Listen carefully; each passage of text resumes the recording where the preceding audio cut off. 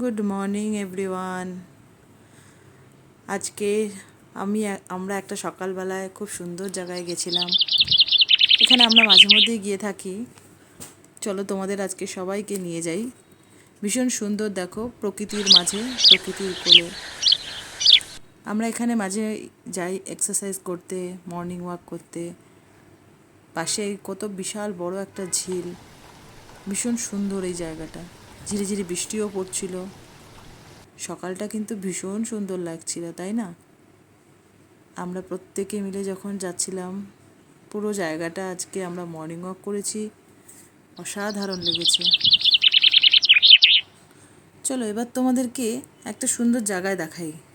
এই লেকের ভেতরটাই এই জায়গাটা খুব সুন্দর। এখানটা দেখো, প্রতি বছর দুর্গাপূজার সময় সেরা সেরা যে পুজোগুলো হয়, সেই মায়ের প্রতিমাগুলোকে এখানে কিন্তু রাখা হয়। ভিতরটা দেখো কত সুন্দর প্রাকৃতিক দৃশ্য। এখানে ওই একটা মায়ের মূর্তি রাখা রয়েছে। পুরো জায়গাটা ঘিরে অসাধারণ একটা প্রাকৃতিক সৌন্দর্য। এবং এই যে জায়গাটা, এটা হচ্ছে এন্ট্রান্সটা, যেখান থেকে আমরা সেই ভেতরে যেখানে মায়ের মন্দির, মানে মন্দির ঠিক নয়, এই যে রথবাড়ি, এখানে মায়ের কিছু মূর্তি রাখা রয়েছে। প্রত্যেক বছরের এই মূর্তিগুলো সেরা সেরা হয়। সেখানকারের কি অসাধারণ মায়ের মূর্তিগুলো। আমরা কিন্তু পুজোর সময় যখন ঠাকুর দেখতে বেরোই, প্রচুর ভিড় ভাট্টা, প্রচুর ঠেলাঠেলি করে কিন্তু আমরা যাই, তাই না বলো? কিন্তু এই ঠাকুরগুলোকে দেখে মনটা আবার ভরে গেল। এই ঠাকুর দেখো, ভবানীপুর।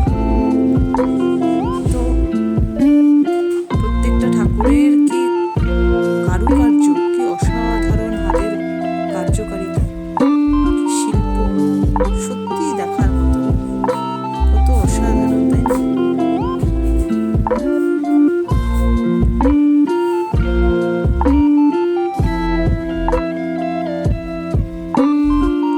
কত সুন্দর না ঠাকুরের মূর্তিগুলো। এটা দেখো বরিশা ক্লাব।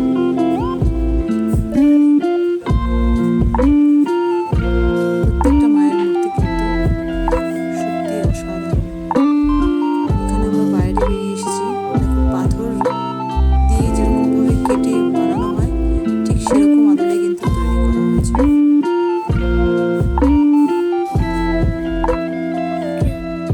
আমি এখন দুর্গা ঠাকুরের এই জায়গাটায় তো পাথর দিয়ে বানানো হয়েছে। আমার সাথে মামাও আছে, তারপর পিছনে আমার মাও আছে,